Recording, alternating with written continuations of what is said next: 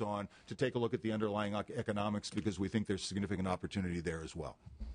Thank you very much. Thank you so much. Before we continue, I also want to just welcome President Pro Tem Steinberg and welcome if you'd like to make any comments. Well, thank you very much, Mr. Chairman. I heard that there was an interesting hearing going on here today in the building and wanted to come. And I'm loath to come on in the middle of a hearing when you have important panel and you're hearing all this testimony to say too much at this point. But this is obviously an issue of great interest to the state of California. And I appreciate your work and your leadership in working with Ms. Howell and her staff in putting forward what I think is a very important report. And I think, for me, what it speaks to is the need. It's not to say that anyone has the right answer here in terms of reducing the cost of instructional material while maintaining and enhancing quality. But I do think it suggests that we ought to open the market, so to speak. And we ought to allow our fine publishers, the nonprofit world, the foundation world, and others, Silicon Valley, to show us what they can do in a way that takes the next step in terms of quality, in terms of technology, and in providing greater relief than I think what exists now in terms of the cost of instructional materials. And that's going to be, our goal this year, to take this audit work and to work towards that goal. And again, not to say in any way that the state of California has the answer, that we ought to take over this this business. Just the opposite. But I think we ought to open some of these new ideas and some of the existing ideas to market and see with our innovation and our creativity what we can do for students to enhance their experience and save them and their families some money. So I appreciate your work, and thank you for the opportunity. Thank you, President Pro Tem. I appreciate your time. Next, we're going to move to Senator Dean Flores, CEO of 20 Million Minds Foundation.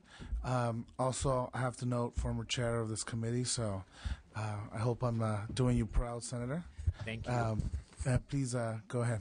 Thank you, Mr. Chairman. I'll be very brief. I want to thank my colleagues, both from Creative Commons and from the Hewlett Foundation. And I think, first let me say, Senator Harman is here earlier, and thank you for introducing him as the author of this audit report, but 900 days ago. And I would simply give maybe a theme for the hearing, is that how much can change in the next 900 days. When the audit was requested, the iPhone had just come out. When the audit was done, here we find ourselves now, the iPad had not yet been completed in 2010, and it comes on the heels of an announcement by Apple. Now we have iBooks. So in 900 days, Mr. Chairman, things have changed so rapidly in this particular industry that I think we'd be remiss to ask the audit committee and you and those members who will be here for the next 900 days that to think a little more, if you will, as Senator Steinberg just mentioned, with some sort of thought process of where we want to end up. And I just wanted to say to the committee that we have a completely broken system. And I think what you're seeing before you is the outcome of technology that may have some answers. But in the end, we have a system where students are requiring lower cost books, where publishers are producing good quality books, but yet come out of date very rapidly because used books start to eat into those particular profits that publishers need to make those books. I think Sean just mentioned that this cycle of a new book coming out, the used books the second year, eating into that the third year, and by the fourth year there's really nothing more than the publisher can do than to issue an additional edition. When those editions come out, they can range anywhere between 15% to 45% more. And you see an escalation of costs for students that is spiraling 2 times inflation, more than any other issue, more than healthcare. And so I think the legislature faces this dilemma where we have a broken system, where we have the opportunity to find in this building, we always want to know who the bad guy is. I can tell you that the bad guy, in my view, is used books. And unfortunately, those used books are the very books that students need in order to go to school and have a low-cost type of environment to survive.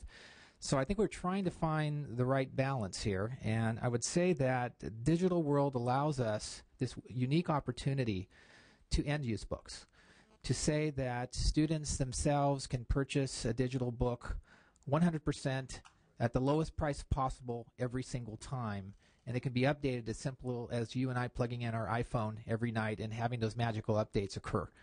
And so I think, first and foremost, the legislature itself should focus in on technology as a true driver. How that technology is going to be put forth is the real issue for the legislature. Is it going to be in a closed manner? Is it going to be something, as been mentioned, an analogy to the software industry where it's an enterprise license agreement and yet it is only can be used and it can only be, in essence, used by those on this particular software? Or is it open, something that can be improved by the people that use it? So I'm very encouraged of the fact that today before you is this discussion of open educational resources. The auditor's report mentioned it way back when and how quickly it has changed. And I think Kathy laid it out best. If the state of California truly wants to provide more choice to faculty, if faculty are to truly have more academic freedom, that means we need to give them more choices in which to pick from, whether that be a publisher book, whether it be an OER book, whether it be a book of lower cost, and we can battle out quality, and there's always going to be this issue about quality. I can simply say a couple of things, and I'm going to let the rest of the speakers talk. Textbook cost prices are not getting lower. They are not. The reality of this hearing, as you know, is when students come up, they hear a different reality you just heard from both the institutions, from the faculty members, and quite frankly from us. Students will tell you on the ground that they're not buying books. 70% of them aren't buying books to the second, third, or fourth week. Some studies are telling us students aren't buying books in some cases for a whole course. Because the reality is a $200 to $250 book is costing them, and quite frankly, the state of California, a lot of money. And let me just say, when I came into the legislature 10 plus years ago, our Cal Grant B program, which pays for supplies and books, was $100 million. As I left the legislature, our Cal Grant B program was $200 million. It had escalated $100 million more for taxpayers paying for books. And I can tell you that that should be a concern to the legislature. That kind of $100 million escalation where taxpayers are footing the bill, where taxpayers are putting out a $1,300 average Cal Grant B and watching that go into a bookstore being spent on $1,300 of books is not a sustainable system. And it isn't probably right for the taxpayers as well.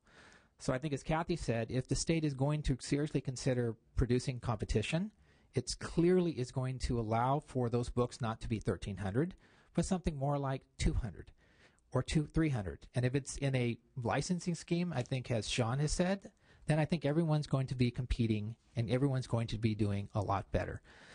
Let me just simply say, close, Mr. Chairman, we're all really at some point talking about margins, particularly the publishers, and they've got to survive. They're going to talk, in many cases, about all this research that goes into creating a book. But in the end, when you take out their paper cost and shipping and distribution, they're still going to be making their 10 to 11% after profit margin.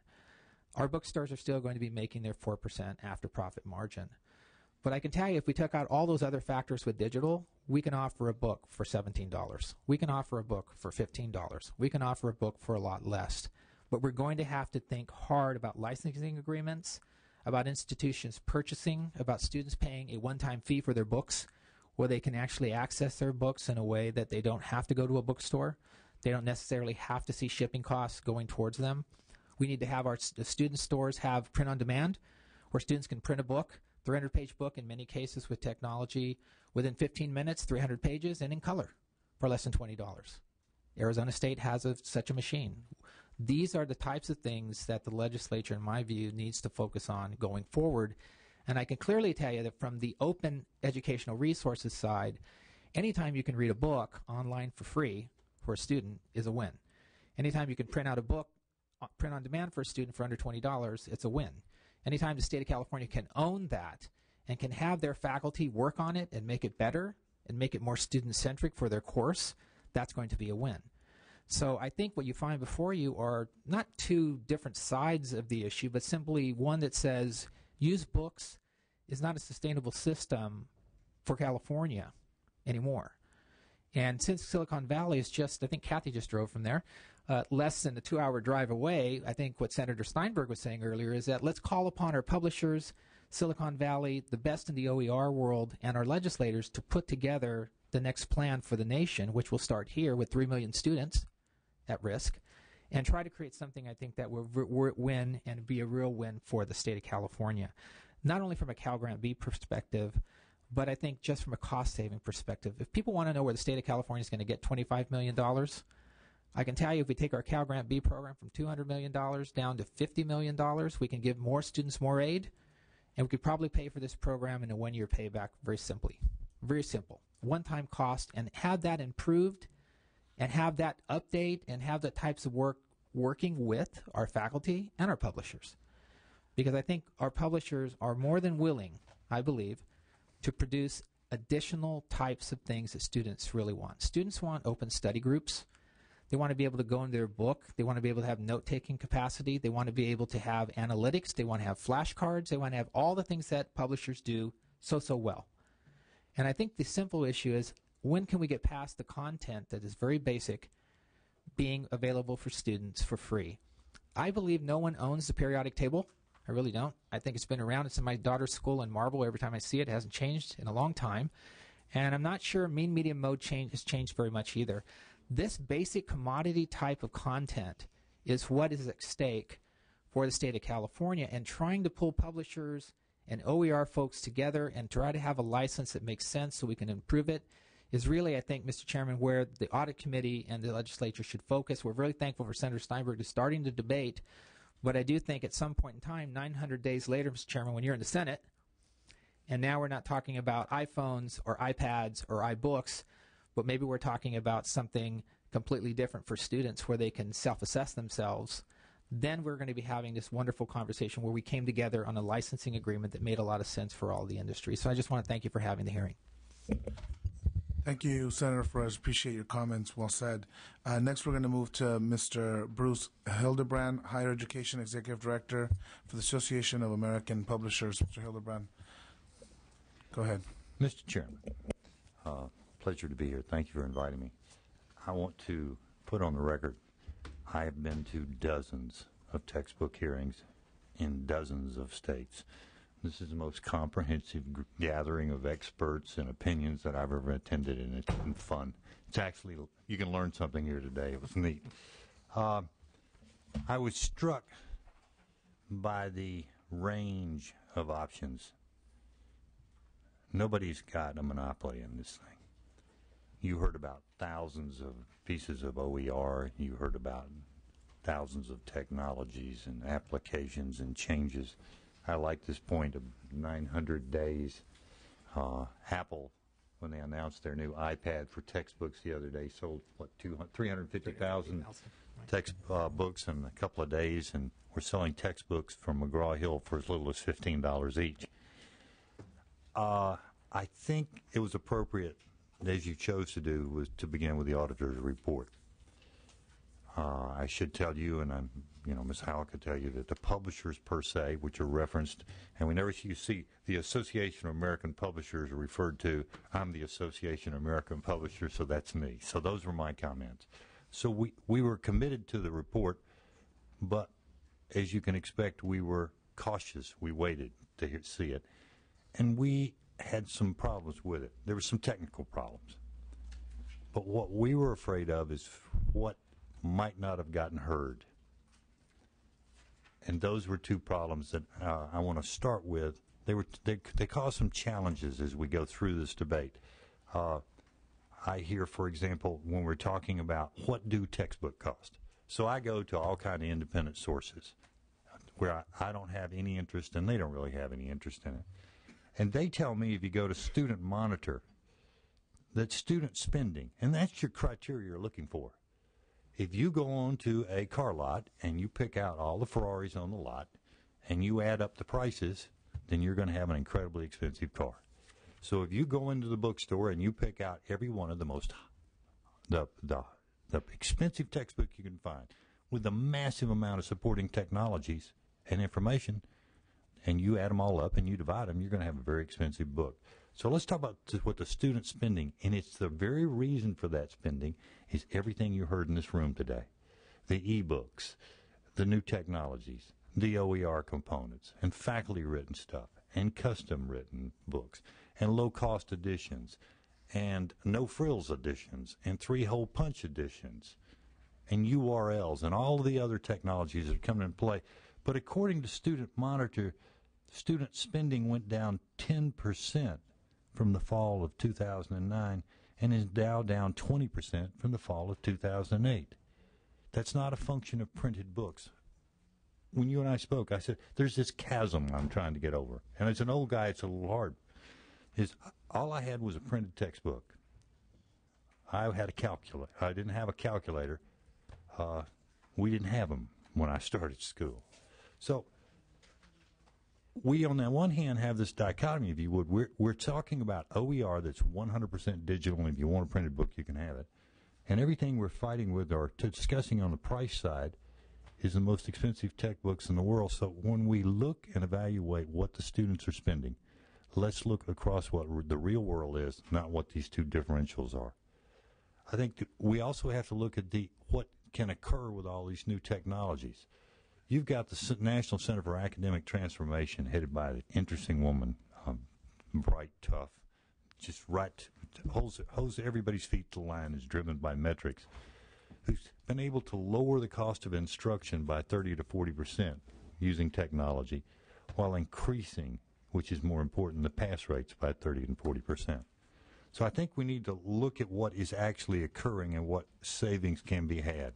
We can't take 27 textbooks, add them up out of more than 250,000 books and come up with a number that I think we can all use. And we have to separate textbooks from supplies in every case. I worried about this argument that, and I heard it today, that bundles are a cost of going to education. But the first faculty member who spoke said that faculty now choose their books for the bundle items, the technologies and the tools and the learning tools have become more important than the books. So I don't think we need to discount a bundle as a cost center. Let's call it a learning center that faculty say they very much need to do their work. I'm not going to dig into all of what Sean spoke about because he's the expert. What I do want to talk about just a little bit is that we need to listen to the experts, and there were 6 of them here today who live on the tip of the spear. And what they said is what they needed, and they said it in study after study after study. They want technology. They want the absolute finest quality. They do want lower prices. But if we're going to debate about OER, we need to look at what was said in the auditor study. And the auditor study said, we're concerned about the quality. We're concerned about the support tools. Then you go to the Hewlett study that was done by Berkeley along with PIRG, and the faculty again said open textbook solutions in general did not consider the value that publishers bring to the table, and they said that some faculty were concerned that open, free, affordable, and high quality were oxymoronic. That's Hewlett's own study, funded study. And then in the Sacramento Bee,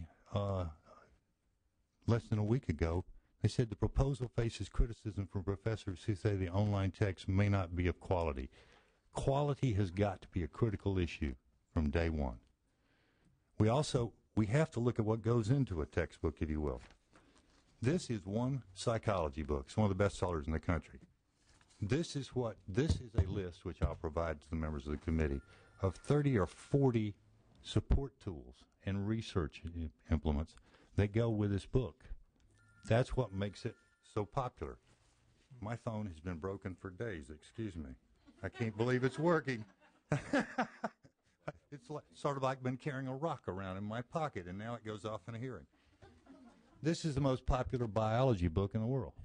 People say, well, it didn't change. I heard that in a hearing one time, so I went and investigated it. It's got 13.8 man years of work went into the development of this one book, and that didn't include the time of 245 biologists who reviewed the chapters.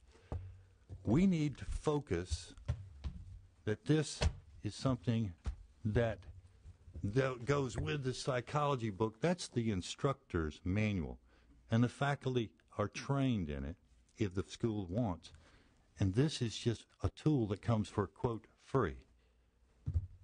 We need to look at 77% of the faculty in this poll said without the supplements, the students won't succeed and pass.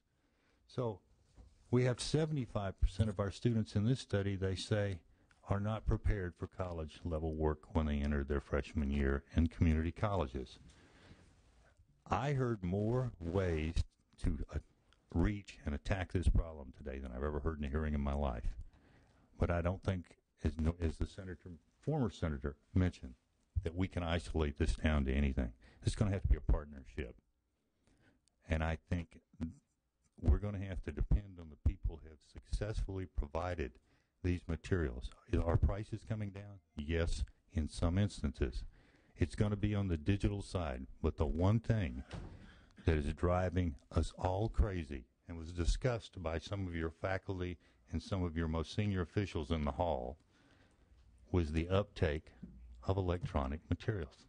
The digital books are not selling to the degree that Sean certainly would have helped, because they want that textbook, and they continue to do that.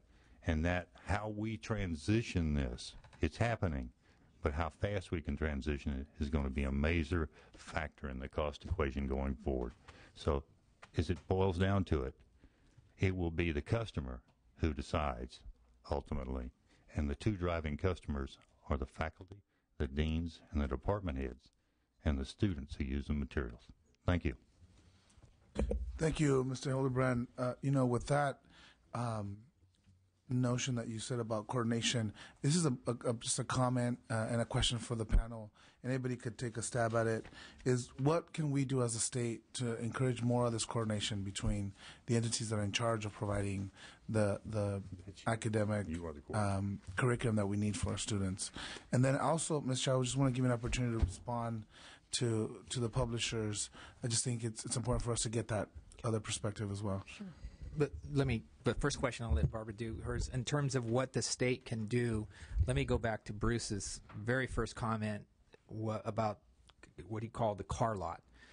And I think it's a good analogy, because when you go on a car lot, there's a salesperson waiting for you. And that salesperson makes a commission. And that salesperson is going to make sure that you walk off with, in many cases, not the low frills car, because that's not how they're going to make their money. They're going to sell you air conditioning if you want to buy a car in Alaska, if they can. Because the reality is, in this structured environment, Mr. Chairman, in a marketplace where books are sold and a large portion of every book's cost structure is a sales force, how can the state help? Well, first, the salesperson has to give full disclosure, complete full disclosure on other prices, other publishers, rentals, digital books. They got to give the whole flavor. Now, I don't know many sales folks that are going to say, walking on to a Honda lot, that have better deals across the way over at Toyota. But that is what it's going to take, Mr. Chairman, and I think this is where government plays a vital role in equalizing the amount of transparency necessary for faculty members, as Bruce said, to make that choice. Faculty members are being sold books. They're not going to a site. I wish they'd go to Sean's site. That would be great if they could compare all books equally, including OER books, which would probably have a lower cost. This would be a truly transparent system. But the reality is it is not. And this car lot analogy is the reasons it's broken, because there are sales folks involved that are not necessarily going to give the full disclosure to the faculty member, even despite the Obama law that passed and was signed by Congress. I mean, remember, the end of that is you should do your best, but we're not forcing you to do this. And number two, you might have a GAO audit on you if you didn't. But I don't see all of our institutions implementing this, and I don't think that they're moving as quickly as they could, because that transparency isn't there. And I'll go ahead and let Barbara. So I do think if I could comment on what it takes to get it done before we move on to the second question. I think Dean has mentioned it and Bruce has mentioned it. You know, the notion of a partnership between institutions, between content providers, and between platform providers is at the core of all of this. In the spirit of full disclosure, my company is owned by publishers. So the leading higher education publishers are the ones who own me. And one of the reasons that I was formed was to provide a platform so that faculty members could review content. The publishers felt that the adoption of digital course material was going to be held back if faculty members were not aware that there were alternatives available to them. So we spent the first several years of our existence developing a faculty service, integrating it with institutions like Arizona State University and innumerable other institutions so that faculty members can make full and informed and transparent choices. We think it's those types of partnerships. Imagine a world today where, you know, faculty members could go to one site, could look for all course materials, including course materials that might be OER materials, could make informed decisions, and then could tell their the students about savings alternatives. That would be a win, to use Dean's words. And we think it's the cooperation between people who create content, people who provide technology solutions like myself and others like Catherine provide, and the institutions themselves that will ultimately get here. And a number of those options are pointed out in the auditor's report, we believe, particularly on page 75. Thank you. Yeah. I can't speak. I'm not a college professor anymore, and I can't. But let me speak for him. You've never tried to entice a PhD to adopt any material. If you act like a car salesman, you're dead meat. And if you want information, I did the other day, I was thinking about the contrast between, you know, that 900 days ago when in rental of books, printed books, and rental of e-books was sort of a newbie. So I was sitting around working on my notes, I just Googled up rental textbooks, and I got 34 million hits in 1/5 of a second. So then I Googled up rental e-books. I got 6.8 million hits in 1/5 of a second. There's a massive amount of information, and incredibly curious, bright people. They generally will find out what's available, and their peer groups are amazing. There was a lot of talk about how they do communicate with each other, and they have this thing called the internet now, and you don't go in and sell them something. The question is, what do your students need first? And the second question they ask is, what can we do to enable you to best reach those students? And once they make that decision, then they'll make an adoption decision. But it's an interesting approach. They're not selling siding and cars when you go in to talk to a PhD. If I could address your question around coordination, the open community has been very open to working with publishers. Many of the publishers have been at a variety of meetings, conferences, hearings that we have that are openly available to anyone who wants to come. Some traditional publishers have joined in, like Nature Publishing. PLOS is a new model. So there are new models, high quality models that have emerged, and so we welcome the opportunity to work with publishers and to create more innovation, to use the technology and platforms that we've learned from all different parts of the ecosystem and put them together. And I think the most important piece is, who is the customer? I think we have to keep our eye on the prize, and the customer is the student, and it's about student learning. And ultimately, that's the metric, that's the data we want to look at. We want to look at the analysis, which is exactly right, around the economic returns for the cost, and we want to do the cost-benefit impact analysis. And so I think that's really where we want to focus our energies and our efforts, because it really is about the student and student learning. I think in that arena of a cost of Let me over $500 million spent. Excuse me. Let me just make sure Ms. Chow has an opportunity to respond. Go ahead. Thank you so much. I would echo the same comments around partnerships between traditional publishers and the OER community. In fact, the very fact that these materials are open enables publishers to actually take advantage of them. And we have excellent examples, actually, of publishers using the very high-quality simulations. For example, that Carl Wyman, Nobel laureate, has put together. Pearson person actually took them, put them in their physics textbook, the material got out there, and they did it in a way that I think would have been difficult for the publisher to do on their own. With regard to the question of quality, the Hewlett Foundation is first and foremost committed to the issue of quality. Quality for students, making sure that we are open to kind of review. And in fact, the study that Mr. Hildebrand raised, I think, was exactly in the spirit of making sure that we knew what we were doing, that the CalPERGs knew what they were doing, and they were open to review. Fortunately, since that study was put together, which was, I think, about 4 years old, the world has changed substantially. There's, in fact, a new for-profit open publisher called Flat World Knowledge that I think at the time of the study probably had a couple of textbooks. Now there are 45 online, 50 more are coming. And the world is changing very, very rapidly. With regard to the question of kind of the additional ancillary materials that make these textbooks, I think, valuable, again, I would reiterate here that the work that we are doing with Connections and joined here by Senator Flores is actually incorporating all of those very same materials around homework help and so forth that the traditional publishing materials include. So I think all of these issues have been issues, absolutely, and they are resolving themselves very rapidly right now. Thank you, Ms. Chow. May I ask a question of her, sir? Absolutely, but you direct the question that's to me. what I'm asking. Thank you. I guess my curiosity is, if you invest... If you can just speak into the mic. Oh, okay. I'm sorry. I was addressing it to you, sir. Okay. If you invest, as the community has in OER, more than $500 million, and how much more do you think it will require until you are competitive then, even if you're free, before the materials are then actively sought by faculty? I mean, what is the figure? Is there an idea? Go ahead. One comment would just be, I'm not sure where that figure comes from. I don't think that's accurate, and so let's put that in the record. And then the second thing is that there is a whole cultural shift that's going on in the world, and faculty are incentivized currently to work under current incentive structures. Students are concerned, and they're raising their voice, and families are raising their voice.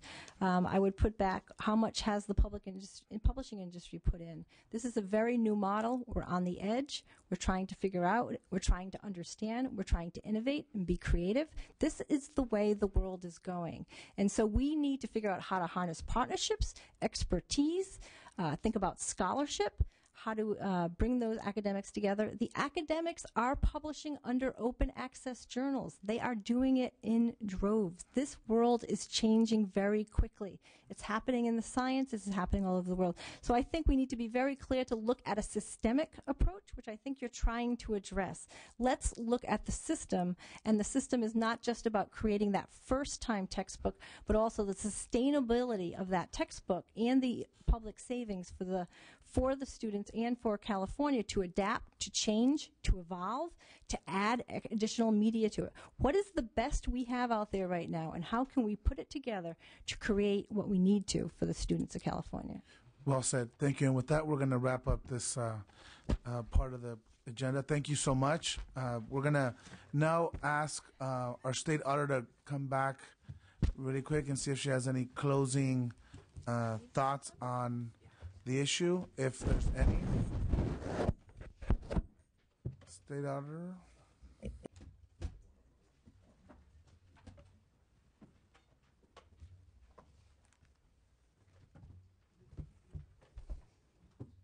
Thank you, Mr. Chair. Just briefly, I think the discussions today have really kind of emphasized parts of the audit report that we talked about with regard to open educational resources, digital marketplace. It is the wave of the future. Certainly more and more students are looking for more affordable opportunities to access open educational resource materials, making sure that the quality is still there, et cetera. A couple of points I did want to mention with regard to the audit work that we did and the comment with regard to 27 textbooks. The approach we took when we conducted this audit is when we reached out to the various universities within each of the systems and determined which courses were the most populous, those basic courses that majority of the students take, either to get their GE or once they establish their major, key courses that we thought we would be able to cover a significant number of students. That's how we selected the courses, and then working with the bookstores, identifying the top 20 textbooks from a volume perspective that students were purchasing, so that when we did the analysis, when we conducted the audit, we had a very methodical approach. The other issue with regard to bundled materials that I wanted to comment on is when we did survey the students, we had a response rate, I think it was 65 to 70% of the students indicated they had to buy textbooks with bundled materials for up to 5 classes where they never used those bundled materials. That's the issue. The issue is not necessarily the bundled materials. The issue is that they're not utilized. Correct? I think that's correct. Absolutely. Based on, again, the evidence that we looked at when we conducted the audit a few years ago, that was the issue. The student, if the student used those materials, they wouldn't have been frustrated with having to purchase them. But the responses that we got from the students was between 69 and 75% of the students had purchased bundled materials for 2 to 5 courses where they had never utilized those materials. That's where they, expressed some frustration and felt that, if I have to buy this material, hopefully I end up using it. So, again, I don't want to belabor the issue, but I think there were the audit that we did at the request of Senator Harman, and certainly the audit committee approving the audit request back in 2007, us putting the audit out in 2008, generated certainly some movement, and I think that based on the discussions today, there needs to be continued movement towards. Again, I think a lot of the discussions of the previous panel was compelling. I think the professors, I think the university systems are committed to this. We saw that when we were conducting the audit. The faculty that we spoke with were very concerned about students and wanting to make sure that they had access to the materials they needed to get a quality education. And I think the panelists on the most recent panel, the Hewlett Foundation, 20 Million Minds, other foundations and entities that are interested in the digital, providing digital textbooks to students, are all committed to the same thing, and that's providing materials to students in California so that they can get a good quality education at the most cost-effective price. Thank you. Thank you so much. Appreciate it. Before we move on to public comment, I'd just like to thank all the panelists for their participation today. I think today was an important opening discussion on the issue of textbook affordability, and certainly want to thank Senator Harman for bringing, again, this important audit that we continue to talk about 900 days later. I think it's clear that progress is being made, but I think there's still much to do in terms of providing relief. Today definitely highlights the need for increased coordination between the campuses, faculty, students, and everyone involved in the open education resources.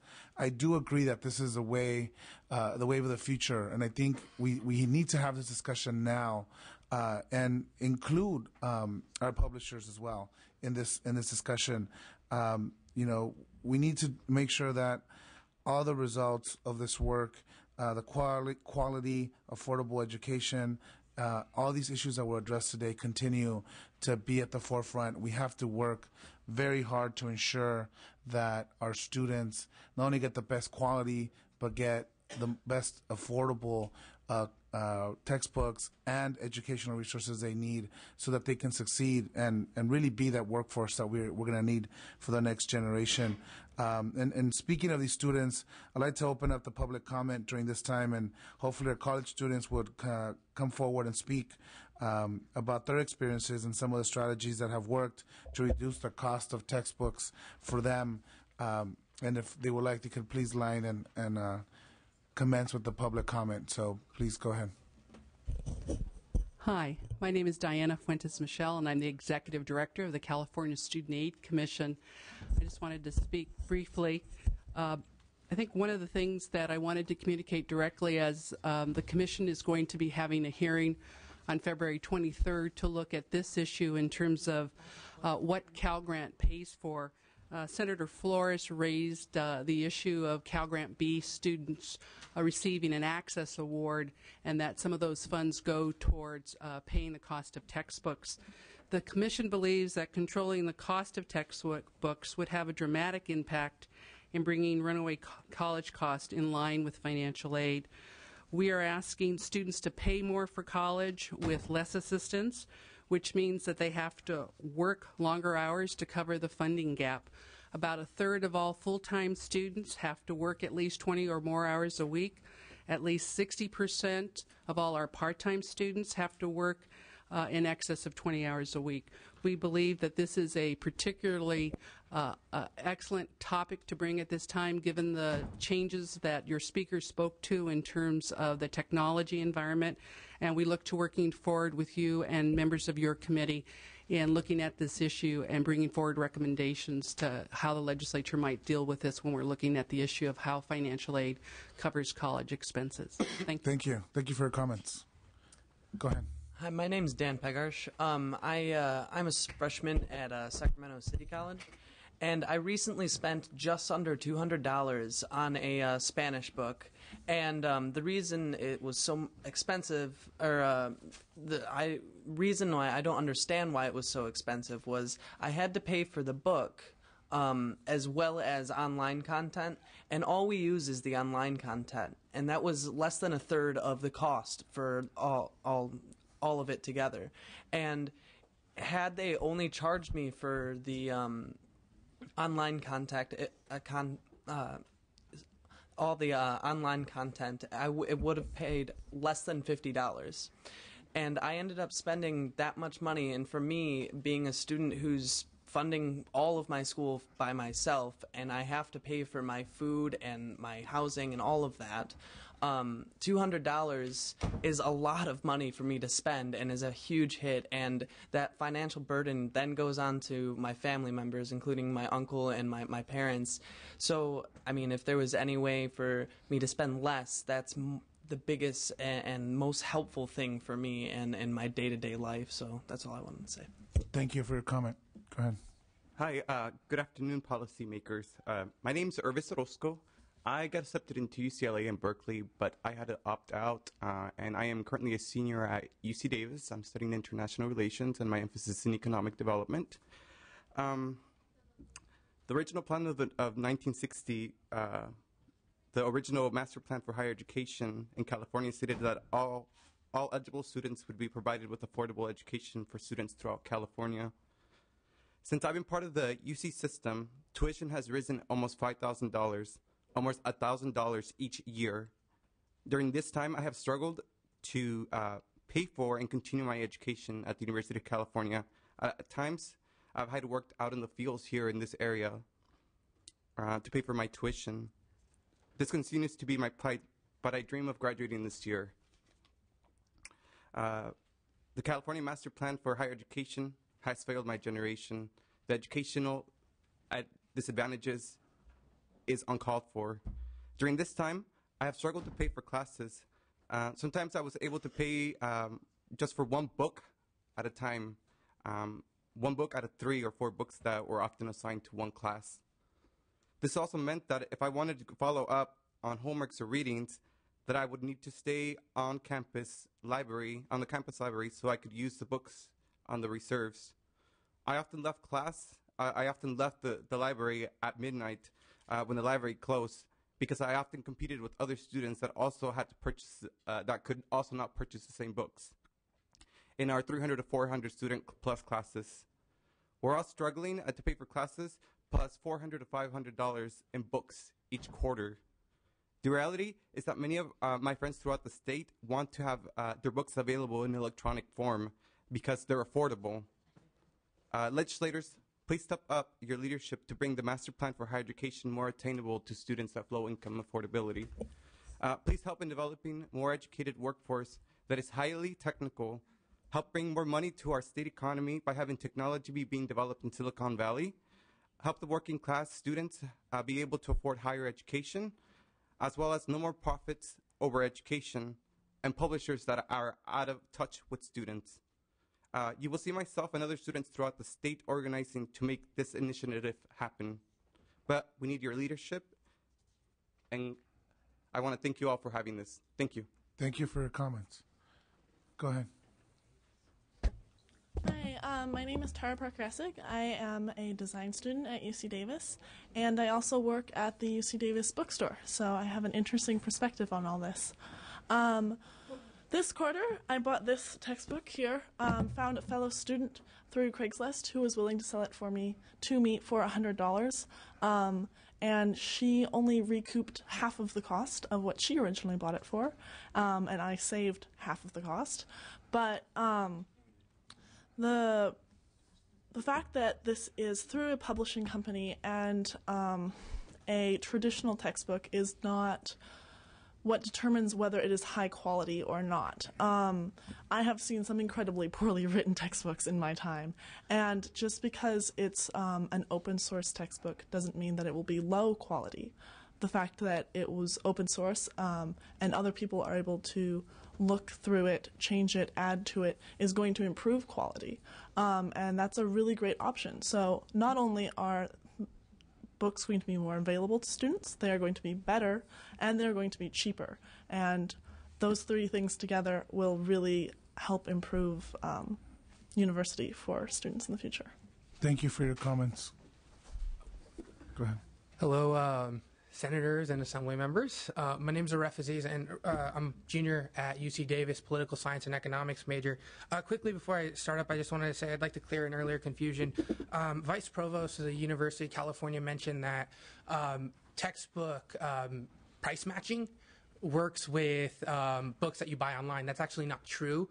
Follett, the biggest distributor or the biggest bookstore company, basically, only in California, only allows for textbooks that are sold at brick and mortar stores to be price matched, basically. It doesn't work with the cheaper online retailers. And, you know, I guess let me just put a number on this. You know, the publisher said there wasn't, you know, if you take aggregate data, you can't really look at what the cost to students is. But, you know, on page 29 of the auditor's report, it said that textbook costs at UC Davis at the high end were $1,209. This quarter alone, I would have paid $864 for all of my textbooks had I bought them new at the bookstore. That's more than twice if you take up every quarter. I mean, if it's the same cost every quarter, that's more than twice of what the cost in the auditor's report would actually show you. And I just think that's really interesting because these textbooks have been increasing at a really, really fast rate. But, you know, the increases of the textbooks, it's something that we all feel. You know, we have a number of friends here, students from community colleges, UC Davis, CSU Sacramento, you know, lined up to tell you about the problem with how much textbooks were cost. And I guess, you know, I'll tell you guys a little story. You know, when I was at community college, textbooks every quarter, every semester, regardless, was my biggest cost. Every single semester, I can assure you, I paid more for textbooks than I did for my fees. A friend of mine in community college, she was a working mother. She actually budgeted her textbooks every single semester. We went to a semester system school. Every single semester, she would budget her textbooks about 2 months into the semester so she could afford to pay for the textbooks. Now, my friend, not only was she a student going back to community college, she was also a working mother. If she would have wanted to buy those textbooks, she would have had to sacrifice her own family's need to get the education that she wants in order to improve their lives. Now, that's simply unacceptable. I mean, these are real things. These are real things that are happening. And, you know, we look for the cheapest book we can get. That's true. We're incredibly savvy. I could, you know, if someone takes 1.2 seconds to find something on Google, I could probably find it in half a second using another search engine. But really, you know, we do anything we can for cheaper textbooks. Rentals, trades, sellbacks, and even online retailers, which I know some of you have a problem with because they don't pay state sales tax. But on top of which, they don't, you know, they're unreliable. I bought 3 textbooks this quarter that got sent back. The publisher had promised me the online retailer had told me they were going to come to me, you know, and I waited and I never got them. The online retailer cancels the order, refunds my money, and I'm stuck a month within class without a textbook. I have no idea how I'm going to learn about statistics and using the statistical program R without that textbook, but now I'm going to have to reapply and get that textbook once again. I mean, I've already sacrificed a month's worth of my education just because I was looking for a cheaper textbook. I mean, these are the kind of sacrifices students are making. It's not It's not about the cost of education overall has increased, but the economic impact on us students is so great, yet we have no say in the process. And today, thank you so much, Assemblymember Lara and members of this committee, for entertaining this subject, because for once we can have a little input on our own education. When it comes to open license textbook, another problem was quality. Yeah. I'll tell you what, the UC is the best quality system we have. I mean, if you want to look for quality, ask some UC professors to write, the textbooks, or CSU professors. I'm damn sure, excuse my language, I am very sure, very sure that... I'll ask you to wrap up, too. Yeah, I'm very sure that they would be able to produce those same textbooks. The problem really is we need a break. And as students, we're asking you, our legislators, as you look into this idea, to give us that break. We need to breathe, and this proposal is what's going to give us that air until the state's fiscal crises are handled. Maybe you can invest just this amount into our education. That would be really appreciated to the 3.2 million, I believe, students that are college age in California. Thank you. Thank you. Go ahead, sir. My name's Lance. I'm from UC Davis. I am a third year graduating, actually, environmental science and management major. My story is not nearly as eloquent as Reese's, but basically, I have a little sister that is going to college soon, and my parents are really glad that I'm graduating early. We're blessed that we're able to afford, paying for my full tuition, my full schooling, but now more than ever, they're worried about my sister being able to pay because tuition costs have been increasing. And though this doesn't tackle the tuition costs, this would be a huge benefactor for her if she didn't have to pay, upwards of $300 for textbooks every single quarter or every single semester that she goes to any school in California. And I would like for her to, go to a UC system or go to a CSU system and increase, what we can do in California. So definitely thank you guys so much for coming here to this meeting and, listening in on the concerns of everybody. Thank you. Good afternoon, Mr. Chairman. John Valencia, representing the California Association of College Stores. We're usually at the centerpiece of one of these hearings, at least we have been since the beginning of the decade. I want to thank the young witness, just a couple of witnesses ahead of me, for making two clarifications that are dead-on accurate. It's not possible for brick-and-mortar college stores to match in every instance online pricing, for the very reason that he next mentioned, which is many of the online retailers heretofore don't collect something essential like sales tax. And even more ironically, during the course of the university and Cal State management and administration, copia content that they are directly linked to, unfortunately, doesn't support the state by contributing state sales tax. So that's kind of the challenge that we face.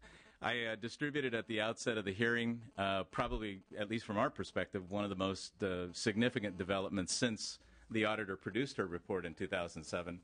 In 2009, there were probably fewer than 300 textbook rental programs amongst our 3,100 members nationwide. California Association of College Stores is the nation's largest regional network of college stores with over 160 members. Today, there are 2,600 rental programs, and they have generated significant savings. So the world does indeed change at an enormously quick pace. It's rather pedestrian to attribute such significance to something like a textbook rental program, but in contrast to a library rental program or loan program, you can mark up within reason a rental book. You can return it knowing that you have paid at the outset for rental exactly what you're going to pay. And in the gentleman's unfortunate experience earlier, where the book is damaged beyond repair owing to the weather, the rain, and whatnot, in those very limited instances might there be a full recovery. With that, I'll conclude my comments and see if you have any questions. I actually do have a question.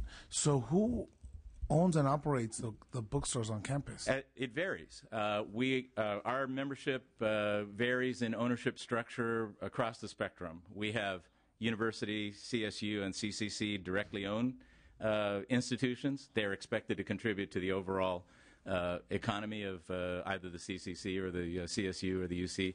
And let me take that particular instance to correct one item that my good friend Mr. Flores mentioned earlier, while we're expected to achieve a profit margin, you heard our management mentioned earlier, it's not from textbooks, it's from the ancillary articles that we sell. So while we may have a 3.6 to 4% profit margin at the store, it's all predicated on the ancillary items that we sell. We gear textbook sales to a flatline recovery of the cost that it takes to sell them.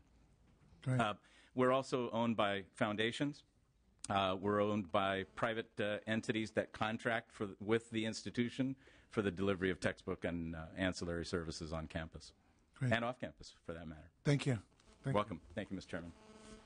Again, I want to thank everyone for participating in today's hearing. This has been very enlightening for me, and we have a great deal of information to review, which we will take and what we've learned today and determine the best way moving forward. But know that this issue will remain on our agenda. We're going to continue to monitor the outcomes of this, and so with that, we're going to. This hearing stands adjourned. Thank you again.